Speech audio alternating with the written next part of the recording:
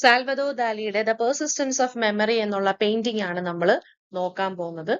ഇപ്പോ ഇത് അദ്ദേഹത്തിന്റെ ഒരു മോസ്റ്റ് ഐക്കോണിക് ആയിട്ടുള്ള ഒരു റിയലിസ്റ്റിക് പെയിന്റിംഗ് ആണ്.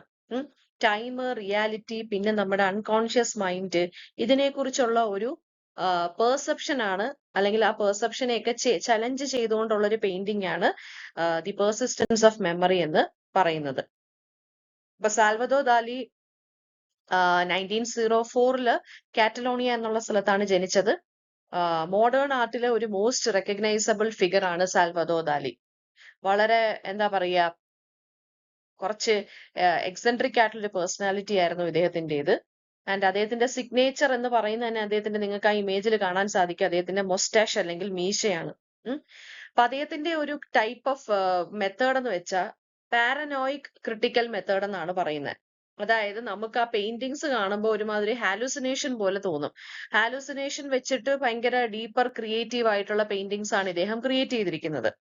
വളരെ ടെക്നിക്കൽ പ്രിസിഷൻ ഉണ്ട്, ക്ലാരിറ്റി ഉണ്ട്, ആൻഡ് ഓൾസോ കുറച്ച് സ്ട്രേഞ്ച് ആയിട്ടുള്ള അല്ലെങ്കിൽ ഡ്രീം ലൈക്ക് സബ്ജക്ട്സ് ആണ് ഇദ്ദേഹം പെയിന്റ് ചെയ്യുന്നത്. ബിയോണ്ട് പെയിന്റിംഗ് അദ്ദേഹത്തിന്റെ ജീനിയസ് ഫിലിംസിലും സ്കൾപ്ചറിലും ഫോട്ടോഗ്രഫിയിലും ഫാഷൻ ഡിസൈനിലും ഇങ്ങനെയുള്ള ഏരിയാസിലും ഒക്കെ അദ്ദേഹം എന്ത് ചെയ്തിട്ടുണ്ട്, പിന്നെ എക്സ്പ്ലോർ ചെയ്തിട്ടുണ്ട്, പെയിന്റിംഗിൽ മാത്രമല്ല. ആൻഡ് ബർത്ത് ഓഫ്, അപ്പൊ ഈ നമുക്ക് പഠിക്കാനുള്ള നമ്മുടെ പെർസിസ്റ്റൻസ് ഓഫ് മെമ്മറി എന്നുള്ള ഈ ഒരു പെയിന്റിംഗ് എന്ന് പറയുന്നത് 1931 സ്പെയിനിൽ വെച്ചിട്ടാണ് ഇദ്ദേഹം എന്ത് ചെയ്യുന്നത്, പെയിന്റ് ചെയ്യുന്നത്. അപ്പൊ അതിനകത്ത് നമ്മുടെ അൺകോൺഷ്യസ് മൈൻഡിന്റെ കാര്യങ്ങൾ, കുറച്ച് സൈക്കോ അനാലിസിസ് തിയറീസ് അതൊക്കെ വരുന്നുണ്ട്. പിന്നെ അതുപോലെ തന്നെ എന്താണ്, അതായത് മൈൻഡ് അല്ലെങ്കിൽ നമ്മുടെ അൺകോൺഷ്യസ് മൈൻഡ്, അതിനെയാണ് കൂടുതൽ ഇൻഫ്ലുവൻസ് ചെയ്യുന്നത് ഈ ഒരു പെയിന്റിങ്. അപ്പൊ ടൈമും സ്പേസും ഇങ്ങനെയുള്ള കാര്യങ്ങളും ഇതിനകത്ത് അദ്ദേഹം എക്സ്പ്ലോർ ചെയ്യാൻ ശ്രമിച്ചിട്ടുണ്ട്. ഇപ്പോൾ അത് ഡിസ്പ്ലേ ചെയ്തിരിക്കുന്നതെന്ന് വെച്ച് കഴിഞ്ഞാൽ ന്യൂയോർക്കിലുള്ള മ്യൂസിയം ഓഫ് മോഡേൺ ആർട്ടിലാണ് ഡിസ്പ്ലേ ചെയ്ത് വെച്ചിരിക്കുന്നത്. ഒരു ഫ്ലൂയിഡ് അല്ലെങ്കിൽ dream like nature of time, അതുപോലെ തന്നെ ഹ്യൂമൻ ബീയിങ്സിന്റെ ഇൻസ്റ്റെബിലിറ്റി, അതിനെക്കുറിച്ചൊക്കെയാണ് ഈ ഒരു പോയം സംസാരിക്കുന്നത്. ഈ പോയത്തിനകത്ത് പോയം അല്ല, പെയിന്റിംഗ് സംസാരിക്കുന്നത്. ഈ പെയിന്റിങ്ങിനകത്ത് ഒരു ഡെസേർട്ട്, വളരെ സാഡ് ആയിട്ടുള്ള ഒരു ഡ്രീം ലൈക്ക് ലാൻഡ്സ്കേപ്പ് ആണ് കാണിച്ചിരിക്കുന്നത്. വളരെ ഡ്രൈ ആയിട്ടുള്ള സൺലിറ്റ്, അതായത് സൺലൈറ്റ് ഉണ്ട്, ഒരു ടെറൈൻ, ഒരു റോക്കി ടെറൈൻ ആണ് കാണിച്ചിരിക്കുന്നത്. അത് അദ്ദേഹത്തിന്റെ തന്നെ നേറ്റീവ് പ്ലേസ് ആയിട്ടുള്ള കാറ്റലോണിയ എന്നുള്ള സ്ഥലമാണ് കാണിച്ചിരിക്കുന്നത്. അതിനകത്ത് നിന്നാണ് ഇൻസ്പിറേഷൻ, ആ പ്ലേസിൽ നിന്ന് ഇൻസ്പിറേഷൻ കിട്ടിയാണ് ഈ ഒരു പെയിന്റിംഗ് അദ്ദേഹം ചെയ്തിരിക്കുന്നത്. അപ്പൊ ഈ ഒരു ഇതൊരു സ്ട്രേഞ്ച് വേൾഡ് ആണ്.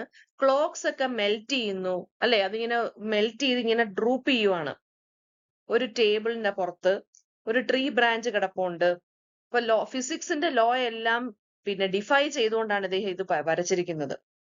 ഒരു സെന്റർ പോർഷനിൽ ഒരു എന്താ പറയാ, പെയിൽ ഫേസ് ലൈക്ക് ഫോം ഉണ്ട്, അത് കുറച്ച് ഡിസ്റ്റോർട്ടഡ് ആയിട്ടുണ്ട്. അത് ദാലിയുടെ തന്നെ സ്ലീപ്പിംഗ് സെൽഫ് പോർട്രേറ്റ് ആണെന്ന് പറയുന്നുണ്ട്.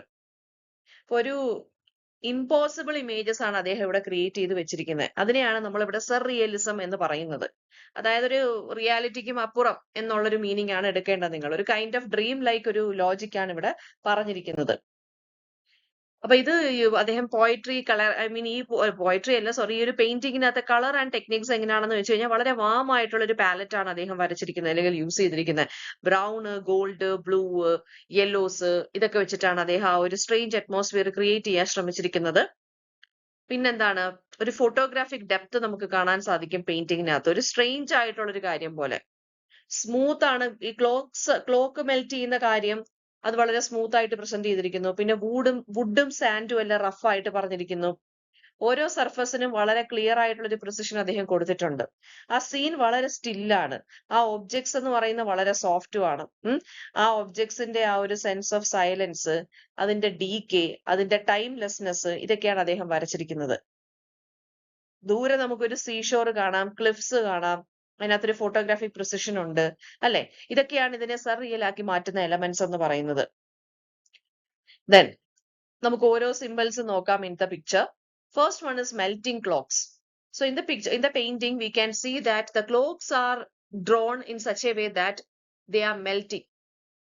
But time ഇവിടെ സോഫ്റ്റ് ആണ് എന്ന് കാണിക്കുന്നു, അല്ലെങ്കിൽ ടൈം എന്ന് പറയുന്നത് ഇവിടെ സബ്ജക്റ്റീവ് ആണ്. നമ്മുടെ മെമ്മറിയിലാണെങ്കിലും നമ്മുടെ ഡ്രീംസിലാണെങ്കിലും, നമ്മുടെ മെമ്മറിയിലും നമ്മുടെ ഡ്രീംസിലും നമുക്ക് എല്ലാ കാര്യങ്ങളും പേഴ്സണൽ ആണ്. അപ്പൊ ഈ ടൈം മെൽറ്റിംഗ് അവേ എന്ന് വെച്ച് കഴിഞ്ഞാൽ എന്താണ്, നമുക്ക് അവയർനെസ് നഷ്ടപ്പെടുന്നു, അല്ലെങ്കിൽ നമുക്ക് പരിസരബോധമൊക്കെ നഷ്ടപ്പെടുന്നു നമ്മൾ പറയത്തില്ലേ? ഇപ്പൊ നമ്മൾ ഡീപ്പ് സ്ലീപ്പിലോ നമ്മൾ ഡീപ്പ് തോട്ടിലോ ആണെന്നുണ്ടെങ്കിൽ, അപ്പൊ ടൈം എന്ന് പറയുന്ന കാര്യം റിജിഡ് അല്ല, ഇത് ഫ്ലൂയിഡ് ആണ് എന്നാണ് അദ്ദേഹം ഉദ്ദേശിക്കുന്നത്. ഇനി വാച്ചിന്റെ പുറത്ത് ഉറുമ്പുകൾ അല്ലെങ്കിൽ ആൻസ് പോകുന്നത്, ആ ക്രോളിംഗ് ആൻസ് സിംബലൈസ് ചെയ്യുന്ന ഡീകെ, ഡെത്ത് അല്ലെങ്കിൽ ഇംപെർമനൻസിനെയാണ്. Time like everything else eventually rot ചെയ്യും, ഡിസപ്പിയർ ആവും, ടൈം പോവും. ഓക്കെ, അപ്പൊ ആന്റണി ഇവിടെ കാണിച്ചിരിക്കുന്ന ഒരു കൈൻഡ് ഓഫ് കറപ്ഷൻ അല്ലെങ്കിൽ ആൻസൈറ്റിയെ കാണിച്ചിരിക്കുകയാണ്. എന്നുവെച്ചാൽ ടൈമിനും ഉണ്ട് ഒരു മൂവ്മെന്റ്, ഇവൻച്വലി അത് എന്തായാലും ഫെയ്ഡ് ആവും. പിന്നെ ഒരു ഡിസ്റ്റോർട്ടഡ് ഫേസ്, നമ്മൾ പറഞ്ഞല്ലോ ഡാലിയുടെ തന്നെ ഒരു സെൽഫ് പോർട്രേറ്റ് ആയിരിക്കാം, അതൊരു പെയിൽ ആയിട്ടുള്ള ഒരു ഡ്രൂപ്പിംഗ് സെൻട്രൽ ഫിഗർ ആണ് ഇതിനകത്ത്. അതെന്ന് വെച്ച് കഴിഞ്ഞാൽ ചിലപ്പോൾ അദ്ദേഹം റിയാലിറ്റിയിലും സബ് കോൺഷ്യസിലും ഒന്ന് ട്രാപ്പായി നിൽക്കുന്ന ഒരു കാര്യമായിരിക്കാം ഈ ഡിസ്റ്റോർട്ടഡ് ഫേസ് കാണിക്കുന്നത്. ഒരു ഷേപ്പ്ലെസ് ഫോം എന്ന് വെച്ചാൽ ഐഡന്റിറ്റി ഇല്ല. അത് നമ്മൾ ഡ്രീം ചെയ്യുമല്ലോ, അപ്പൊ നമുക്കൊരു ഐഡന്റിറ്റി ഇല്ല, നമ്മളിങ്ങനെ നമ്മളൊരു റിവറിനെ പോലെ ഇങ്ങനെ ഫ്ലോ ചെയ്ത് നടക്കുവാണ്. ആ ഒരു ട്രാൻഷ്യൻ നേച്ചറിനെ കാണിക്കാൻ വേണ്ടിയായിരിക്കാം ഈ ഫേസിനെ ഡിസ്റ്റോർട്ട് ചെയ്തത്. ഇനി ക്ലിഫ് ആൻഡ് സീ ആണ് അടുത്തത്. ഈ ക്ലിഫ്സ് ആൻഡ് സീ, ക്ലിഫ് എന്ന് വെച്ചാൽ ഒരു മൗണ്ടൻ, അല്ലെങ്കിൽ ദൂരെ ഒരു മൗണ്ടൻ അല്ലെങ്കിൽ ഒരു സീ കാണാം. അപ്പൊ അത് ഈ കാറ്റലോണിയ എന്നുള്ള സ്ഥലത്ത് ഒരു കോസ്റ്റ് ലൈൻ ആണ് കാണിക്കുന്നത്. സ്റ്റെബിലിറ്റിയെ കാണിക്കുന്നു അല്ലെങ്കിൽ റിയാലിറ്റിയെ കാണിക്കുന്നു. എമിഡ് ദിസ് കൺഫ്യൂഷൻ, എറ്റേണൽ അല്ലെങ്കിൽ അൺചേഞ്ചിങ് ആയിട്ടുള്ളൊരു ടൈം അൺസ്റ്റേബിൾ ആണെന്ന്, ആ ഒരു എറ്റേണൽ അല്ലെങ്കിൽ അൺചേഞ്ചിങ്, അതിന്റെ ഇടയ്ക്ക് ടൈമിനെ അൺസ്റ്റേബിൾ ആയിട്ട് അല്ലെങ്കിൽ ഫ്ലീറ്റിംഗ് ആയിട്ട് കാണിക്കുന്നു. പിന്നെ ഒരു ഡെഡ് ട്രീ ബ്രാഞ്ച് ഉണ്ട്, അതൊരു ലൈഫ്ലെസ് ട്രീ ആണ്. അതാണ് മെൽറ്റിംഗ് ക്ലോക്ക് ഇങ്ങനെ ഹോൾഡ് ചെയ്തേക്കുന്നത്. അത് ലൈഫ് വിത്തൗട്ട് വൈറ്റാലിറ്റി ഓർ ടൈമിന് ഒരു ഗ്രോത്തിനെ സപ്പോർട്ട് ചെയ്യുന്നില്ല എന്നുള്ള കാര്യമാണ് കാണിക്കുന്നത്. അപ്പം ലൈഫ് എന്ന് പറയുന്നത് എന്താണ്? അതിങ്ങനെ മാറിക്കൊണ്ടേയിരിക്കും.